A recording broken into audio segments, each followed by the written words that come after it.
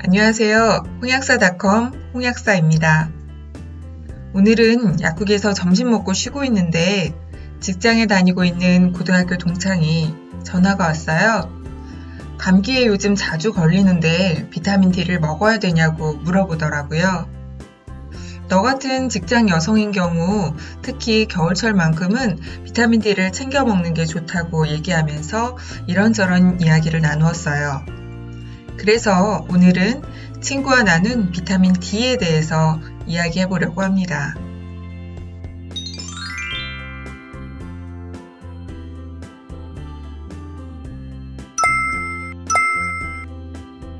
아쉽게도 병원에 가서 혈액 검사를 하지 않는 이상 비타민 D가 부족하다는 것을 알 수 있는 방법은 없습니다.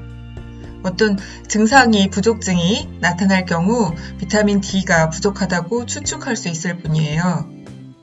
병원에 가서 검사하시면 상당수가 비타민 D가 부족하다는 결과를 받는다고 하네요. 비타민 D는 면역체계를 강화시켜 감기와 독감 등의 감염을 예방해주고요. 고혈압이나 동맥경화성 심장질환, 심장마비, 뇌졸중을 줄여줍니다. 강력한 면역조절 역할을 하기 때문에 염증성 장질환이나 아토피, 류마티즘 등 자가면역질환을 예방합니다. 또한 칼슘과 짝꿍처럼 행동하기 때문에 골다공증 예방과 뼈 성장, 치아 건강에도 관여한다고 알려져 있는 매우 중요한 비타민입니다.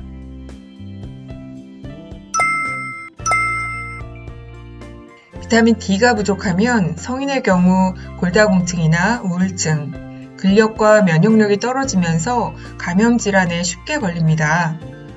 어떤 실험 보고에서는 겨울 동안 학생들에게 매일 비타민 D를 1200IU 정도를 섭취시켰더니 독감 감염률이 40% 정도 줄었다고 합니다.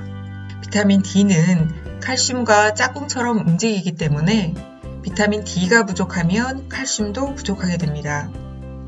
성장기 아이들이나 폐경기 여성은 칼슘 흡수까지 제대로 이루어지지 않아서 키성장 지연, 골다공증, 골연화증, 충치 등에 걸리기 쉽습니다. 건선이나 습진, 당뇨, 류마티스 관절염이나 아토피성 피부염, 집중력이 부족해지는 ADD나 또는 ADHD 등도 비타민 D가 부족해서 생길 수 있는 질환들입니다.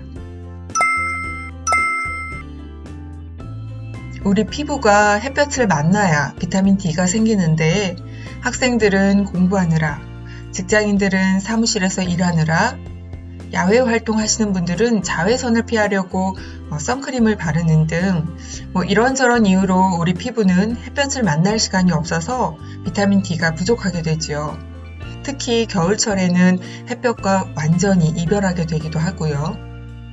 하루에 30분에서 1시간 정도 햇볕을 만나면 비타민 D가 부족해지지 않을 텐데 성인의 86% 정도가 비타민 D 부족이라는 기사가 나올 정도로 현대인들은 햇볕을 보지 못하고 있습니다. 비타민 D의 약 90%는 우리 몸에서 만들어집니다. 햇볕 안에 있는 자외선에 의해서 콜레스테롤이 비타민 D로 합성하게 됩니다. 그래서 비타민 D를 햇빛 비타민이라고 부릅니다. 물론 있지요. 연어, 고등어, 간유, 달걀 노른자, 우유 등을 통해서 보충하실 수 있습니다. 정상적인 경우에는 음식으로 보충이 가능하지만 비타민 D가 부족한 경우에는 음식으로만 보충하기는 쉽지가 않습니다. 최근에는 다양한 용량의 비타민 D 보충제들이 있습니다. 400IU, 600IU, 800IU, 1000IU, 2000IU, 5000IU 정도까지 나오고 있습니다. 비타민 D는 지용성이기 때문에 식사 직후에 복용해야 흡수율이 높습니다. 최근에는 비타민 D 보충제에 당즙 분비에 도움이 되는 성분이 혼합된 제제도 나오더라고요. 적정량에 대한 논의는 사실 아직도 계속되고 있습니다. 처음 비타민 D가 곽광을 받기 시작할 당시에는 400IU 정도를 추천하고 있었지만 최근 연구에서 부족증이 있는 경우에는 2000IU 이상, 5000IU까지도 권하고 있습니다. 한참 성장이 필요한 아이들이라면 하루 1000IU 정도는 부모님이 챙겨 먹이시는 게 좋을 것 같습니다. 사람마다 특성이 있기 때문에 일반적인 내용으로 말씀드릴게요. 하루 5만 IU에서 10만 IU를 장기간 복용하면 과잉으로 부작용이 생길 수 있다고 하는데 사실 일반인들이 그렇게 섭취하긴 쉽지 않겠죠. 또 햇볕은 엄청 많이 쬐어도 피부에 문제가 생길지언정 비타민 D 과잉은 되지 않습니다. 비타민 D는 지용성 비타민이어서 지방 조직에 축적이 되므로 과잉 섭취에 주의하셔야 하지만 이 과잉 섭취 부작용은 1회 용량이 아닌 누적 용량으로 좌우됩니다.